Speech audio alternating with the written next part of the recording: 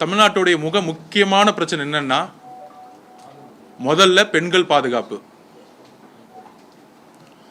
அந்த பெண்கள் பாதுகாப்பு ஏன் கேள்விக்குறியாகுதுன்னா, மது மற்றும் கஞ்சாவோட விற்பனை அதிகம்.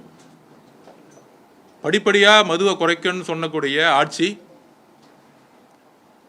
கிட்டத்தட்ட 25,000 கோடி ரூபாய் சேல்ஸ் இருந்த 21 காலகட்டத்தில் சேல்ஸ் இருக்கும் பொழுது ரொம்ப கடுமையாக அன்றைக்கி இருந்த எதிர்கட்சி தலைவர் மதுவை படிப்படியாக குறைப்புன்னு சொல்லிட்டு கொரோனா காலத்தில் குடும்பத்தோடு நின்று கருப்பு கொடியை காமிச்சார், கருப்பு சட்டை போட்டார், தன்னுடைய மகனோடு நின்று கை காமிச்சார்.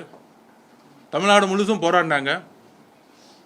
ஆனால் அதே மது இன்னைக்கு 50,000 கோடியை கடந்து 55,000 கோடியை நோக்கி போய்கிட்டு இருக்கு. அதோட மிகப்பெரிய பிரச்சனை என்னன்னா, கண்ணுக்கு தெரியாத கஞ்சாவோட சேல்ஸ்.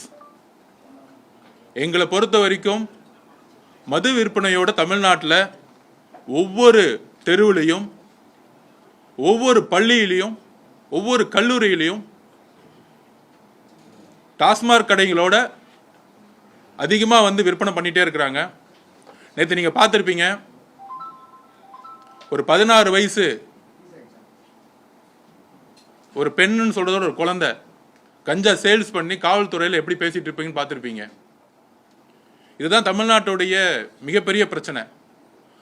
அந்த கஞ்சா சேல்ஸே கிட்டத்தட்ட 60,000-70,000 கோடி ரூபாய்க்கு மேலே சேல்ஸ் ஆகிட்டு இருக்கு. ஆனால் அதை விற்கக்கூடியவங்கள இது வரைக்கும் காவல்துறையோ இல்லை முதலமைச்சர் ரிவ்யூ மீட்டிங் போட்டு இது வரைக்கும் கைது செஞ்சதே கிடையாது. இதை பயன் பண்ண நடிகர்கள் அரெஸ்ட் பண்ணியிருக்கிறாங்க. ஆனால் கஞ்சாவை விற்கக்கூடிய மிகப்பெரிய நெட்வொர்க்கை இது வரைக்கும் அரெஸ்ட் பண்ணப்படலை.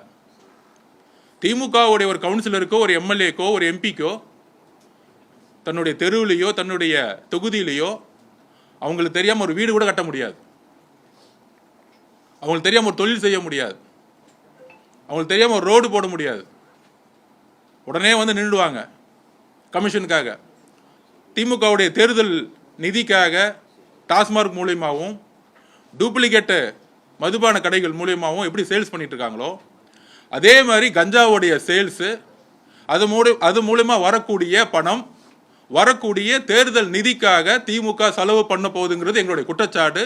உடனடியாக ஒன்றிய அரசில் இருக்கக்கூடிய ஏஜென்சிகள் விசாரிக்கணும்.